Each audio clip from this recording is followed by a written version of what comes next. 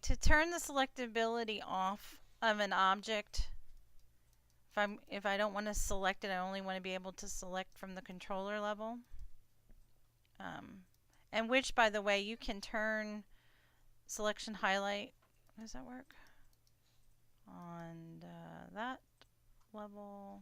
No, it has to be here. Nope, that's not doing it either. Never mind. Try that again. Okay, so to turn off the selectability of an object, you can just go into the attribute editor for that object under drawing overrides and change your display type to reference. And now I can't select it.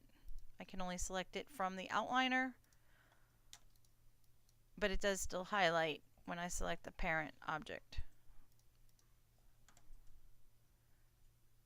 So you gotta enable your overrides and turn that to reference. That way your animator can't accidentally grab and animate the actual object itself.